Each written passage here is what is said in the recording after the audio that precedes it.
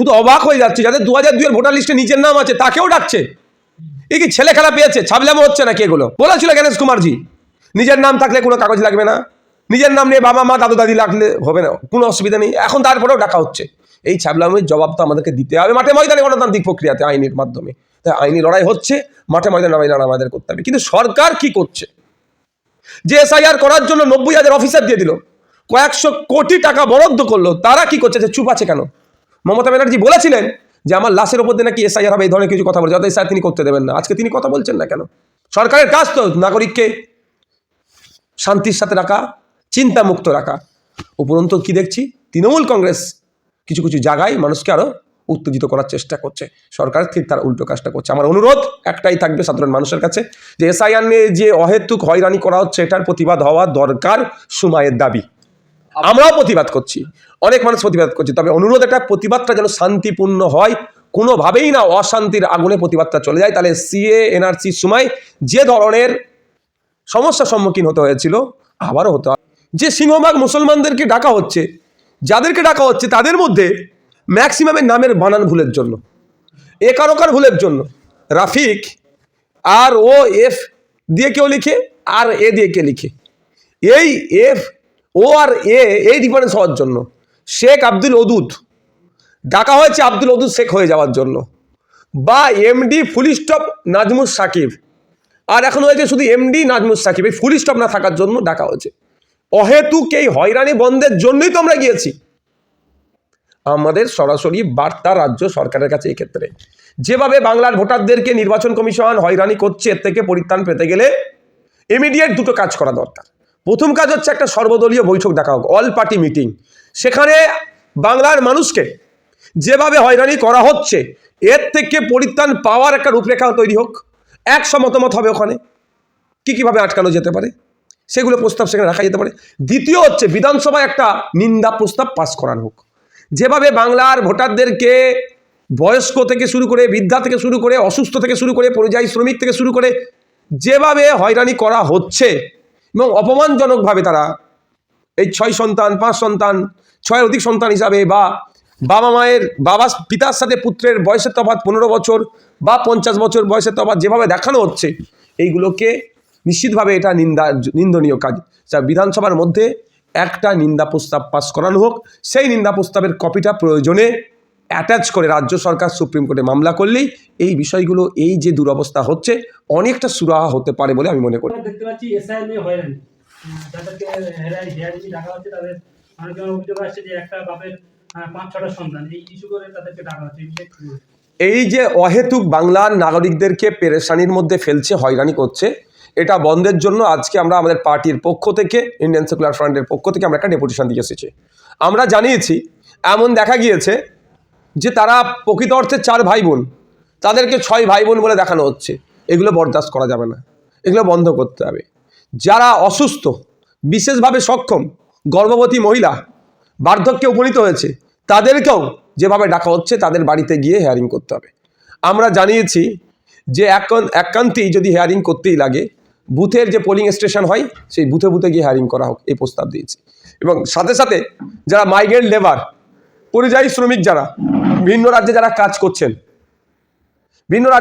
করছেন, তাদের ক্ষেত্রে তারা আসবার কীভাবে আসবে? তারা তো শর্ট টাইমের মধ্যে, তাদের পরিবারের কেউ অথবা ভার্চুয়ালি তাদেরকে হিয়ারিং করা হোক। আমরা বলেছি যে আপনি হিয়ারিং করে চলে আসছেন, আপনাকে রিসিভ দিচ্ছে না, কেন রিসিভ দেবে না? রিসিভ দিতে হবে যে হিয়ারিং করতে এসেছিল। এবং যেখানে হিয়ারিং করতে যাচ্ছে প্রচুর মানুষের গ্যাদাগেদি হচ্ছে, 3 ঘন্টা 4 ঘন্টা দাঁড়িয়ে আছে, ওই জন্য জায়গাটা বুথ স্তর পর্যন্ত নামানোর জন্য দাবি করছি। এই ধরনের অনেক কটা দাবি রেখে আজকে আমরা কি বলে ওটাকে ডেপুটেশন দিয়েছি।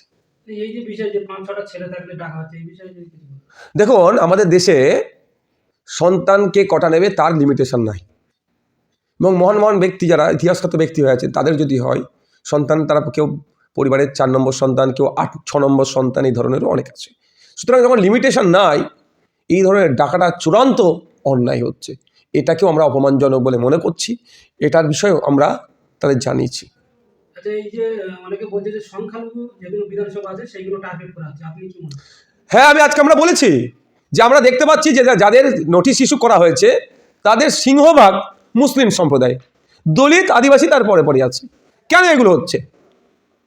আর আমরা এটার উপর লক্ষ্য করেছি যে সিংহভাগ মুসলমানদেরকে ডাকা হচ্ছে, যাদেরকে ডাকা হচ্ছে তাদের মধ্যে ম্যাক্সিমামের নামের বানান ভুলের জন্য, একারকার ভুলের জন্য।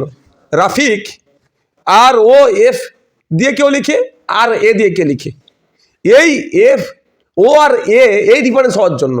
শেখ আব্দুল ওদুদ ডাকা হয়েছে আব্দুল ওদুদ শেখ হয়ে যাওয়ার জন্য, বা MD full stop Nazmus Sakib, আর এখন হয়েছে শুধু এমডি নাজমুস সাকিব, এই ফুল স্টপ না থাকার জন্য ডাকা হয়েছে। অহেতুক এই হয়রানি বন্ধের জন্যই তো আমরা গিয়েছি। আমাদের সরাসরি বার্তা রাজ্য সরকারের কাছে এই ক্ষেত্রে, যেভাবে বাংলার ভোটারদেরকে নির্বাচন কমিশন হয়রানি করছে, এর থেকে পরিত্রাণ পেতে গেলে ইমিডিয়েট দুটো কাজ করা দরকার। প্রথম কাজ হচ্ছে একটা সর্বদলীয় বৈঠক ডাকা হোক, অল পার্টি মিটিং। সেখানে বাংলার মানুষকে যেভাবে হয়রানি করা হচ্ছে এর থেকে পরিত্রাণ পাওয়ার একটা রূপরেখা তৈরি হোক, একশো মতামত হবে ওখানে কীভাবে আটকানো যেতে পারে, সেগুলো প্রস্তাব সেখানে রাখা যেতে পারে। দ্বিতীয় হচ্ছে বিধানসভায় একটা নিন্দা প্রস্তাব পাস করানো হোক, যেভাবে বাংলার ভোটারদেরকে বয়স্ক থেকে শুরু করে, বৃদ্ধা থেকে শুরু করে, অসুস্থ থেকে শুরু করে, পরিযায়ী শ্রমিক থেকে শুরু করে যেভাবে হয়রানি করা হচ্ছে এবং অপমানজনকভাবে তারা এই 6 সন্তান 5 সন্তান 6-এর অধিক সন্তান হিসাবে, বা বাবা পিতার সাথে পুত্রের বয়সের তফাৎ 15 বছর বা 50 বছর বয়সের তফাৎ যেভাবে দেখানো হচ্ছে, এইগুলোকে নিশ্চিতভাবে এটা নিন্দনীয় কাজ। যা বিধানসভার মধ্যে একটা নিন্দা প্রস্তাব পাস করানো হোক, সেই নিন্দা প্রস্তাবের কপিটা প্রয়োজনে অ্যাটাচ করে রাজ্য সরকার সুপ্রিম কোর্টে মামলা করলেই এই বিষয়গুলো, এই যে দুরবস্থা হচ্ছে, অনেকটা সুরাহা হতে পারে বলে আমি মনে করি। কিন্তু রাজ্য সরকার সেটা করছে না, উল্টে আরও বেশি আতঙ্কের পরিবেশ তৈরি করছে। আমি ডে 1 SIR নিয়ে বলেছিলাম, আজকেও বলছি, আতঙ্কিত হবেন না। আতঙ্কিত হলে আপনার নামে যে নোটিশটা এসেছে, সেটা ইস্যু যেটা হয়েছে সেটা কিন্তু প্রত্যাহার করবে না। সুতরাং আতঙ্কিত না হয়ে বুদ্ধিমত্তার সাথে আপনাকে আমাকে কাজ নিতে হবে। এটাও আমি বলেছিলাম যে আজকে আমরা ফর্ম ফিল আপ করছি, ঠিক কথা। মাস্টারমশাই কোশ্চেন দিয়েছে, উত্তর দিয়ে পাঠাচ্ছি, ঠিক কথা। মাস্টারমশাই যদি আমার উত্তরপত্রে ছেড়খাড় করে, মাস্টারমশাইয়ের বিরুদ্ধে আমি আইনি লড়াই করব। অলরেডি আমার সুপ্রিম কোর্টে মামলা হয়েছে SIR নিয়ে, আমি মামলা করেছি। পশ্চিমবাংলা থেকে 4টি মামলা হয়েছে SIR নিয়ে, তার মধ্যে একটা মামলা আমার আছে। সুতরাং আমি যে কথা বলি এখনো সে কথাই আছি, এখনো বলছি স্বচ্ছ SIR এর পক্ষে আমি, ভোটার লিস্টে স্বচ্ছ লিস্ট তৈরি হওয়ার পক্ষে আমি। কিন্তু স্বচ্ছ লিস্ট তৈরির নামে নির্বাচন কমিশন বাংলার মানুষদেরকে যেভাবে হয়রানি করছে, এর বিরুদ্ধে কিন্তু আমি। আর এই আমার বিরোধিতা নিয়ে অনেকে অনেক কিছু বলতে পারে, আর বন্ধুদের বলবো গিয়ে দেখতে পারে নওশাদ সিদ্দিকী সত্য কথা বলছে কি অসত্য কথা বলছে।